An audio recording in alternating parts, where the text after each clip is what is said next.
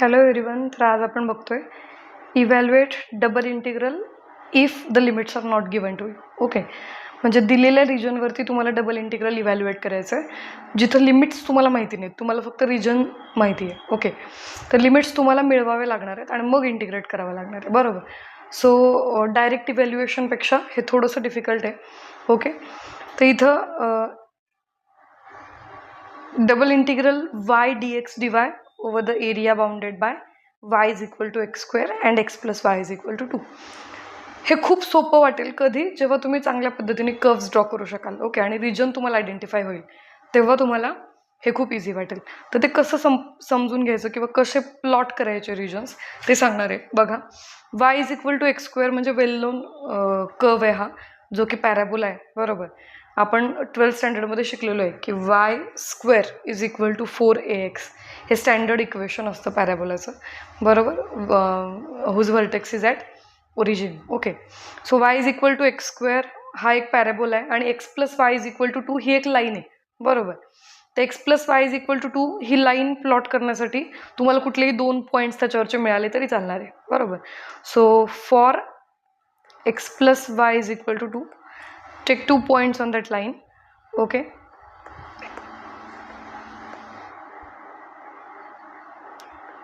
let x is equal to 0, so y will be 2 at that point, and let y is equal to 0, x will be 2 at that point. So एक point आला 2 0 आणि दुसरा आला 0 2. Okay, so draw the curves you will get.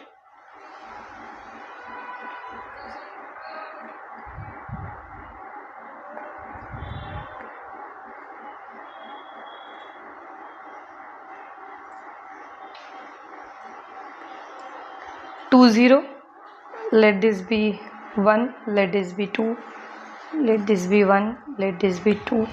So this point is point 2 0. Okay, and this point is point 0 2. Okay, या दोघांना join केलं की तुम्हाला तुमची लाईन मिळणार आहे. Okay, so this is your line x plus Y is equal to 2. Okay, now next is y is equal to x square. Y is equal to x square, we know that x square is never negative. Okay, perfect square येतो एका real नंबरचा, so तो कधीच zero तो कधीच negative असू शकत नाही, म्हणजे y कधीच निगेटिव्ह असू शकत नाही, बरोबर. सो y निगेटिव्ह नाही आहे म्हणजे काय, y इज पॉझिटिव्ह, म्हणजे अपवर्ड डायरेक्शनमध्ये तो पॅराबोला आहे आणि it is symmetric about y axis. Okay, कारण स्क्वेअर डिग्री टर्म कोणाची आहे, एक्सची आहे, म्हणून तो y axis about symmetric है. Okay, so this is the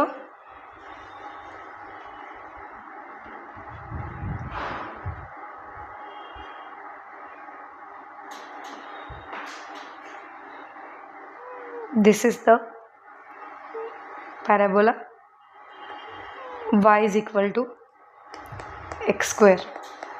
Okay, so आता तुम्हाला काय करायचं आहे, तर या दोघांनी बाउंड केलेला जो रिजन आहे, आता या दोघांनी बाउंड केलेला रिजन म्हणजे कोणता रिजन आला. ओके, तो रिजन मी शेड करते. या दोघांनी बाउंड केलेला रिजन म्हणजे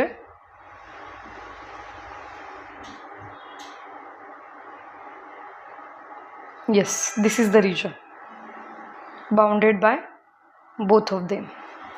ओके, आता या रिजनवरती तुम्हाला दिलेलं इंटिग्रल इव्हॅल्युएट करायचं आहे, बरोबर. सो काय करता येईल, त्यासाठी लिमिट्स फाइंड आउट करावे लागतील. आणि लिमिट्स फाइंड आउट करायचे असतील तर ज्यावेळी तुम्हाला रिजन दिलेला असतो त्यावेळी तुम्हाला व्हर्टिकल स्ट्रिप किंवा हॉरिझॉन्टल स्ट्रिप कन्सिडर करावी लागते आणि त्यावरून तुम्हाला लिमिट्स काढावे लागतात. तर पहिली गोष्ट, हॉरिझॉन्टल स्ट्रिप म्हणजे काय. हॉरिझॉन्टल स्ट्रिप म्हणजे it is parallel to x axis. Okay, जर तुम्ही हॉरिझॉन्टल स्ट्रिप ड्रॉ केली तर त्या हॉरिझॉन्टल स्ट्रिपवरून तुम्हाला कोणाचे लिमिट्स मिळतात, लेफ्ट आणि राईट असे 2 एंड आहेत त्या स्ट्रिपला, बरोबर. सो लेफ्ट एंड म्हणजे तुमच्या एक्सचं लोअर लिमिट दिली, बरोबर, कारण हॉरिझॉन्टली कोण व्हॅरी होतोय, एक्स व्हॅरी होतोय आणि व्हर्टिकली कोण व्हॅरी होतोय, वाय व्हॅरी होतोय. So vertical strip will give you the limits of Y and horizontal strip will give you the limits of x. हे कायम डोक्यात ठेवायचं, ठीक आहे. तर आता आपण हॉरिझॉन्टल स्ट्रिप कन्सिडर केलेली आहे. ओके, तर हॉरिझॉन्टल स्ट्रिप जर कन्सिडर केली तर या केसमध्ये लोअर एंड किंवा लेफ्ट एंड जो आहे हॉरिझॉन्टल स्ट्रिपचा, लेट मी हायलाइट इट, हा जो आहे हा लेफ्ट एंड आहे ना, बरोबर. तर हा लेफ्ट एंड म्हणजे तुमच्या एक्सचं लोअर लिमिट आहे. हा लेफ्ट एंड कुठल्या इक्वेशनवरती व्हॅरी होतो, कुठल्या ग्राफ कर्ववरती व्हॅरी होतोय, तर पॅराबोलावरती व्हॅरी होतोय. सो पॅराबोलाचा यूज करायचं आहे आणि तुम्हाला एक्सची व्हॅल्यू फाइंड आउट करायची. जर y is equal to x square हे त्या पॅराबोलाचं इक्वेशन असेल तर एक्स काय होईल मग, तर एक्स होईल, what will be your x, so y is equal to x square.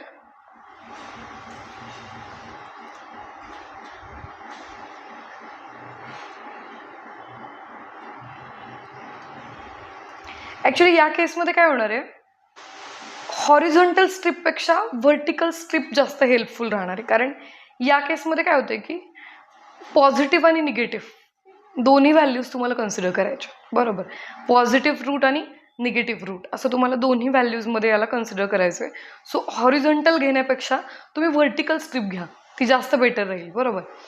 So आपण ओके,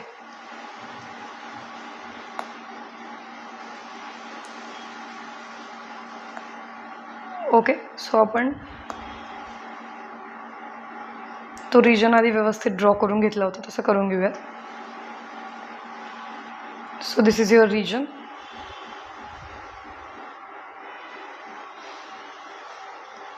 ठीक आहे,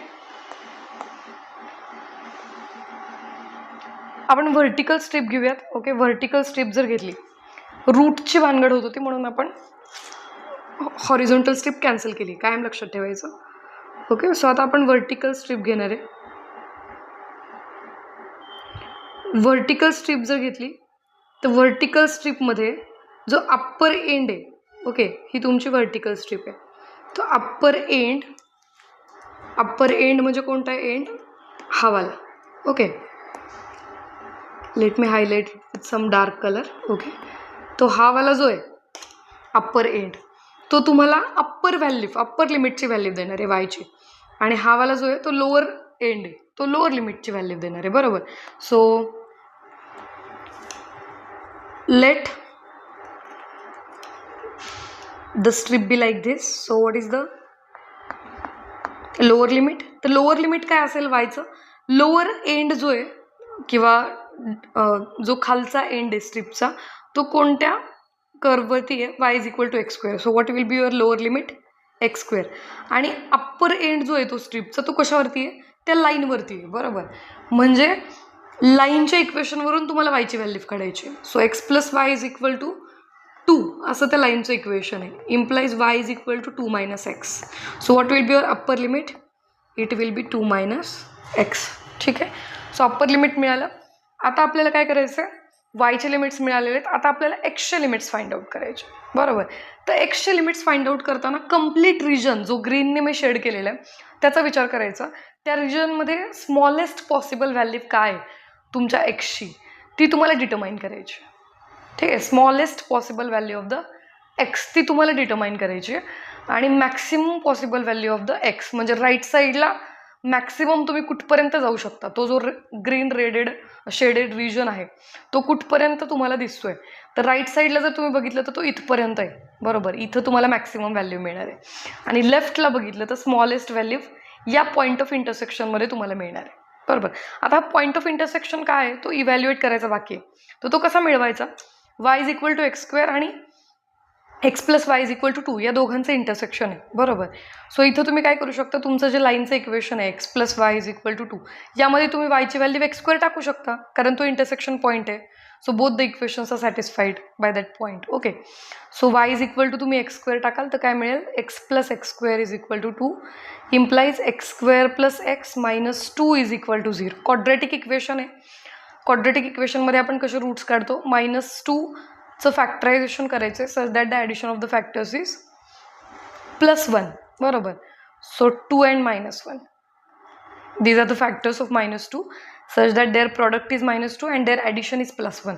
So what will be the factorization for this quadratic polynomial, it is x plus 2 into x minus 1 is equal to 0. आता मला सांगा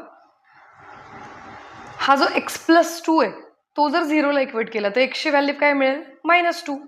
म्हणजे जो left साईडचा हा पॉईंट आहे तो काय असला पाहिजे नक्कीच -2, what ever the Y is. Okay, Y तिथं जो काही असेल तो. आणि हा जो राईट एंड पॉईंट आहे तो नक्कीच काय असला पाहिजे 1 असला पाहिजे, कारण दुसरा ब्रॅकेट काय आहे तुमचा x - 1 = 0. Okay, implies x = 1. So एक्सची एक व्हॅल्यू मिळाली -2, दुसरी व्हॅल्यू मिळाली +1. आता या दोन्ही व्हॅल्यूज तुम्ही या लाईनच्या इक्वेशनमध्ये टाकल्या की ऑटोमॅटिक तुम्हाला काय मिळेल y मिळून जाईल. सो एकदा x = -2 टाका, -2ला इकडे शिफ्ट केलं तर 2 + 2 म्हणजे 4. म्हणजे या केसमध्ये तुमच्या y ची व्हॅल्यू काय आली 4. आणि या केसमध्ये y ची व्हॅल्यू येईल x = 1 टाका या लाईनच्या इक्वेशनमध्ये, x = 1 टाका. So 1 + y = 2 implies y = 1. So या केसमध्ये तुमचा y काय मिळाला 1. So these are the points of intersection. ठीक आहे, -2, 4 and 1, 1. So what is the least possible value of the x. Left साईडला तुम्ही मॅक्सिमम कुठपर्यंत पोहोचू शकता या ग्रीन शेडेड रिजनमध्ये -2 पर्यंत, आणि राईट साईडला मॅक्सिमम कुठपर्यंत पोहोचू शकता तुम्ही +1 पर्यंत. So what are the limits for x? -2 < x < 1. So these are the limits. Now you can evaluate the integral. So difficult part कुठला आहे? रिजन शेड करणे, आणि रिजन शेड केल्यानंतर मग तुमचे लिमिट्स आयडेंटिफाय करणे, हा थोडासा डिफिकल्ट पार्ट आहे. तिथून पुढे डायरेक्ट इव्हॅल्युएशन आहे. एकदा का लिमिट्स माहिती झाले की तुम्ही डायरेक्टली इव्हॅल्युएट करू शकता. So what is the integral? Integral y dx dy. Limits, आता आतमधले जे लिमिट्स आहेत, ओके, ज्याचे लिमिट्स कॉन्स्टंट आहेत ना तो नेहमी बाहेर घ्यायचा, बरोबर. म्हणजे -2 to 1 हे बाहेर येतील. म्हणजे विथ रिस्पेक्ट टू x तुम्हाला नंतर इंटिग्रेट करायचं आहे, आधी तुम्हाला with respect to y integrate करायचं आहे, कारण y चे लिमिट्स हे फंक्शन्स ऑफ x आहेत, बरोबर. सो x² to 2 - x हे कोणाचे लिमिट्स आहेत? y चे आहेत. म्हणजे आधी तुम्हाला with respect to y integrate करावं लागेल. सो मी ऑर्डर चेंज करते म्हणजे dx आणि dy चे, फक्त त्याला रिराईट करते, बरोबर. So x² to 2 - x y dy dx. ओके, so it is equal to -2 to 1 integration of y is y² divided by 2. okay, limits x² to 2 - x dx. okay, so it is equal to -2 to 1 2 - x square divided by 2 minus x² raised to 2.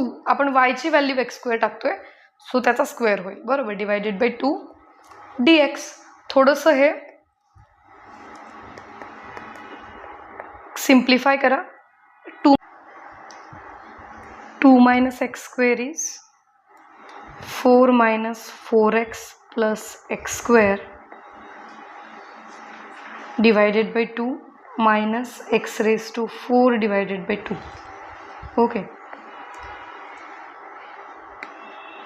integrate with respect to x dx. okay, so it is equal to -2 to 1 4 - 4x plus x² minus x raised to 4 divided by 2 dx.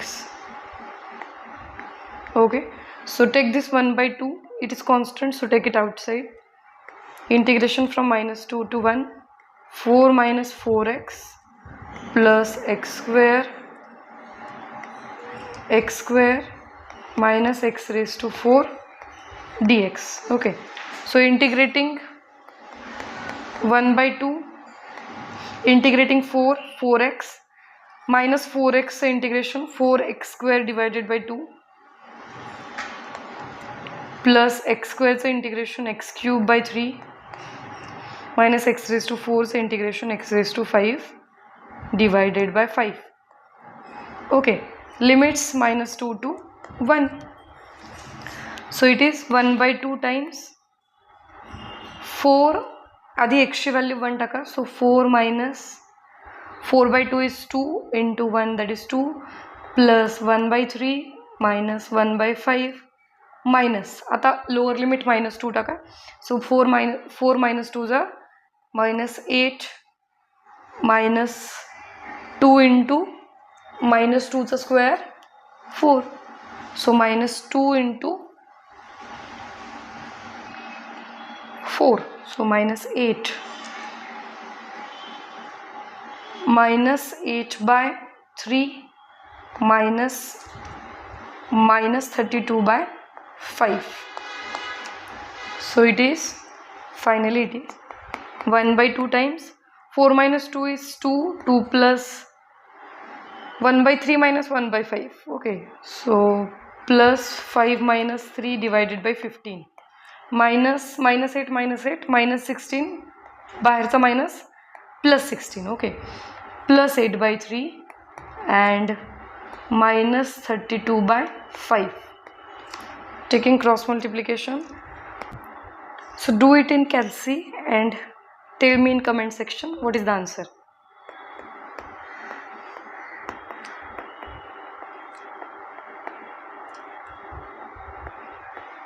Next example is